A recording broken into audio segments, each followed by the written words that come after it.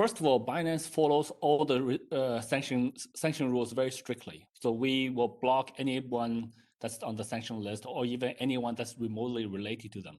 I mean, they're like their wives, their lawyers, and what people would call with their mules, typically their friends. That's our position. But we do not. We also view that we do not have the ability to freeze other normal Russian users' assets because we view that's illegal for us to do. It's not for us to decide whose assets we can freeze and not freeze. That's for governments to decide. On the second point of using crypto to avoid sanctions, I think that's a myth. If you look at the data, nobody smart does that. Crypto is too traceable. The governments around the world are increasingly very good at tracing crypto transactions. So crypto is not good for that. To be clear, have you and will you now take a stand on the war? Because a lot of people feel that crypto, the new distributed finance mechanisms, a lot of people seem unwilling to say right or wrong, yes or no, for or against. Yeah, we're totally against the war. We're totally against politicians, dictators that starts the wars. So that part we're totally against. We're not against the people. So there are many people on both sides of Ukraine and Russia that are suffering, and we want to help those people. In fact, I think we are the first companies to pledge $10 million to help the Ukraine refugees. And we have already given most of that out already through UN international charity refugee organizations. So yeah, we have a very strong stand on that.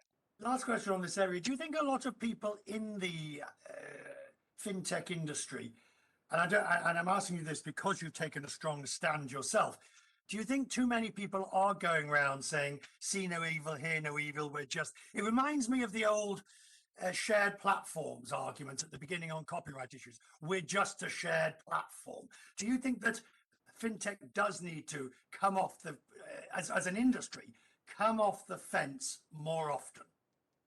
I think fintech, if you include traditional finance, that is true. I think there's too many people focusing on crypto. Crypto is actually not good for avoid sanctions.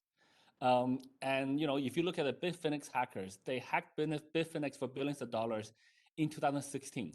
They held on to the money until recently. The minute they started using it, they got caught. So, and if you look at chain analysis data, last year, only 0.15% of the crypto transactions may be potentially related to illicit activities, where the United Nations published the data 2 to 5% of fiat transactions, or what we call the banking industry, are associated with illicit activities.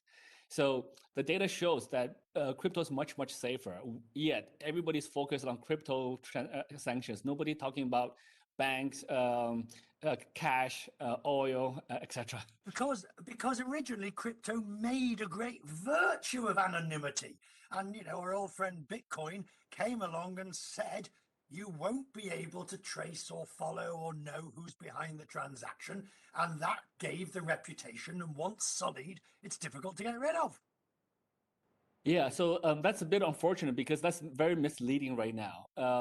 Because most transactions do need to go through a centralized exchange. Any large transactions of value, because the decentralized exchanges don't have enough liquidity yet. And when they go through centralized exchanges like us, we KYC everybody. There are small exchanges who still doesn't do that, but the larger exchanges, the more compliant exchanges, KYC everybody. And once you know that one transaction is associated with somebody on the blockchain, it's very easy to follow that along afterwards.